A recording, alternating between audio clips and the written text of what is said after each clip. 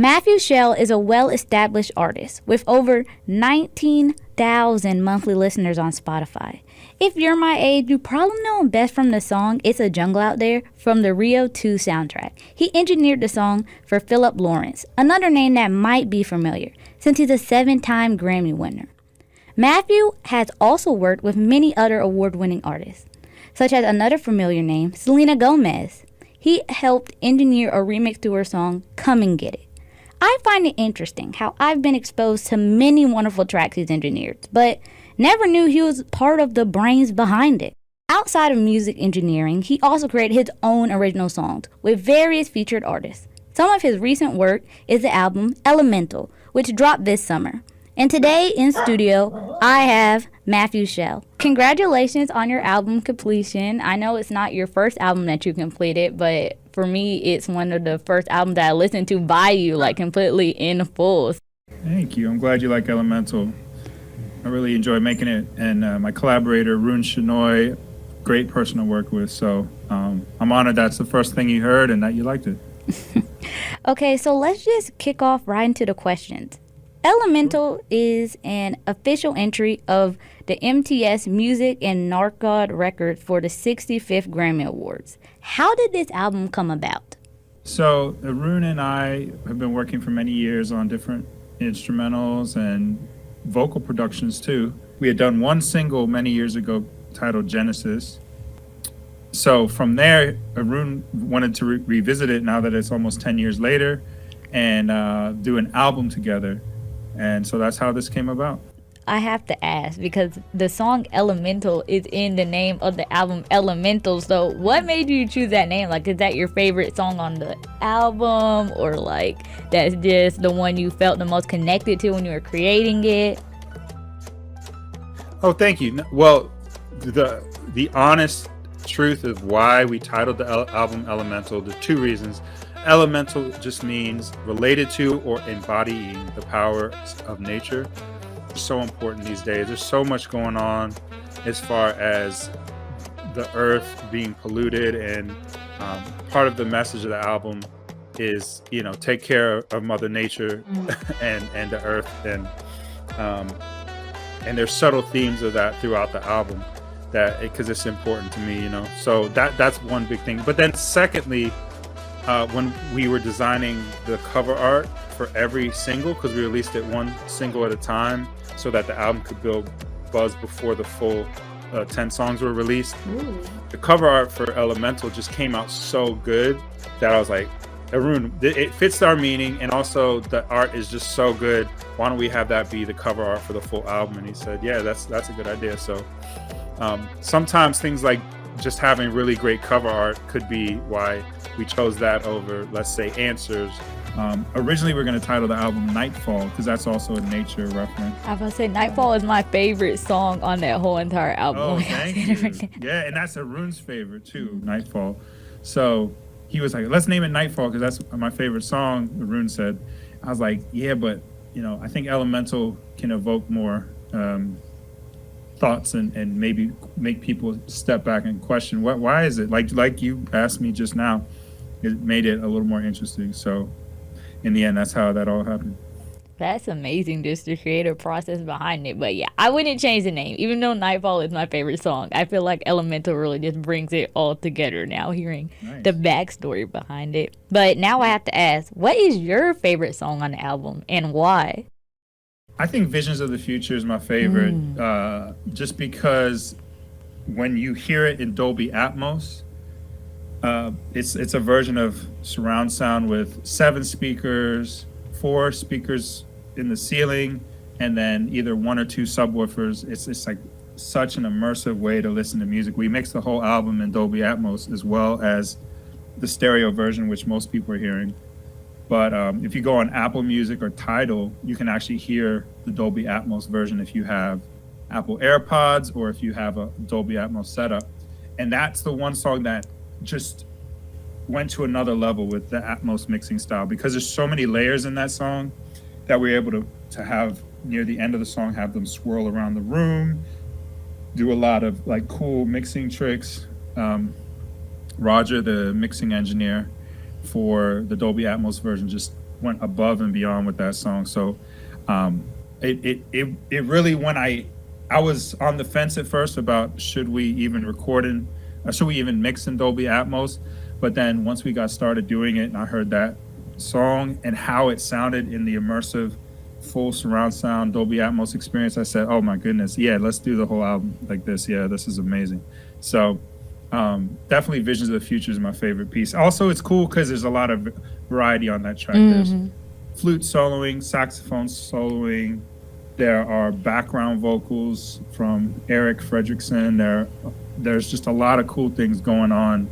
That's just makes it a very varied track. And then the last section of that song, to me, is my favorite part of the album. It's so upbeat, and the synthesizers are just so cool with the saxophone by Douglas Lyra. So, yeah, I would say the Vision of the Future is easily my favorite piece. That's amazing. I'm definitely going to have to listen to it and get that full experience, put in my AirPods, just chill in my bed. I love it. I really love it. So one song on the track also really stood out to me for its interesting name. It's called Protest Injustice. The music video is just beautifully done. Like, as soon as I heard this on Spotify, I'm just like, I had to see the music video for it. And luckily there was. Most of it was you guys performing, but I really liked was the ending part, which was just a single fist held in the sky. So my question is, what made you write that song, and what do you desire for people to take away after listening or watching the music video? Because let me just say, even though listeners, you have not heard this song yet, there is no lyrics, there are no words on this track, but it's just an amazing, just well done instrumental piece. Thank you. And if I know you were planning to play a song after the interview, that's definitely the one to play after the interview. It's my second favorite song on the album, and it's, I mean, if I was to make it really clear, it would be like Protest Police Injustice or something like that. But the police brutality in America had gotten crazy in the last couple of years with George Floyd and everything that went on. And I was inspired by like seeing how America responded in such a positive way and actually took these matters seriously, and everything that went on, Black Lives Matter and all that. So it's just really like to protest against police injustice again, but also supporting the people who've had, injustice related to the prison system, injustice related to everything else. It doesn't have to be just one feeling, and that's the cool thing about instrumental music. You can make it and then let people assign their own values to it, their own thoughts, their own reason for the song. So it doesn't have to necessarily mean to you what it means to me and why I made it. Like, because the melody was so structured, and even the ending, like how the guitar and saxophone play together, just shows unity. You know what I'm saying? There's a lot of like hidden meanings and things going on. So yeah. I love how you talked about how the great thing about instrumental is like there's no words, so you get to imagine it how you want it to be, the meaning behind it. And I love how you bring up about different types of jazz, because contemporary jazz is probably what most of our listeners vibe with, from its funk and its rock with a whole lot of saxophone mixed in. This album really embodies that, with each song having a pleasant melody with a simple pop-oriented structure. What stemmed the desire for that vibe on this album? I mean, I think it's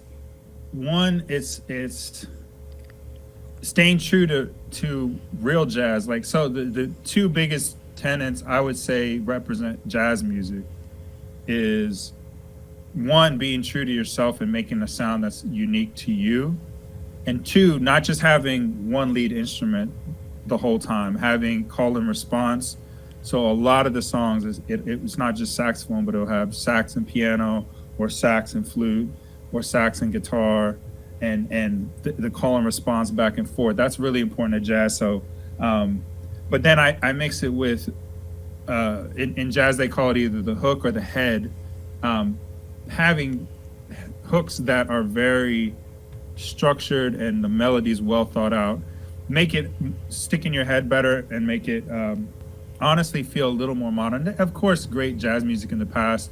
Miles Davis was amazing at making a good head or a good hook. chorus, whatever you want to call it. And you know, Coltrane, they've mastered that technique, but you know, trying to bring it into the future and do it my way while respecting the past is important, because the last thing you want is to make something too cookie cutter, and then the jazz community, you know, shuns it. But I think so far a lot of the jazz community really likes it, and then it also appeals to the average listener too. So in the way I appreciate Spotify, for instance, is 8 out of 10 songs got on Spotify curated playlists, including a song right before the album, which was called Nature's Kiss. That was a one-off single I put out that I think is caught at Spotify's attention, because that one got on 4 of Spotify's playlists all at once. It got on the State of Jazz playlist, which is something like 800,000 subscribers. It got on All New Jazz. It got on Changes. It got on Sax in the City. And then it got on something else. No, those were the 4. So then, because that song blew up and it was perfect timing, we already had the whole album rollout planned. Then we had their attention, and then each single just kept getting on those big playlists. But each single maybe one or 2 playlists each, but it was definitely a blessing to see it catch and hit. Like All New Jazz, the single Elemental, that's a big playlist too, and the lead single Elemental got on that one. And then the others are on the other playlists I just mentioned. So there's definitely seeing that means that the jazz curators at Spotify still, you know, saw it and liked it and just appreciate it. And that's also a good lesson to anyone rolling out your album. Having single by single before you put out the album is the best way to get on Spotify playlists, is because you submit it maybe a month before, you get it set up in the system. On Spotify for artists, you submit the single, and then that way they have time to review it and see if they want it in their playlist. If you just drop a whole album all at once, you can only submit one song. And then if you try to release singles after the album's submitted, they don't accept that. It has to be brand new content. So the only way to get on multiple playlists is to have single by single leading up to the album release, because then each one is new and they can be submitted. And so you have art for each single, and then you have the album release at the end, and that's how you can really get your numbers up. Ooh, I hope you listeners brought a notepad, because he is spitting facts right now. Do you also have any advice for people who might be struggling to write music? Like, they'll look back at what they wrote and they lose confidence because they don't think anybody will like it. Well, I think the key, it answers almost all the questions with this simple thought that never be too critical when you're creating. So I allow myself to make the stupidest lyrics, the silliest ideas. I just put everything down.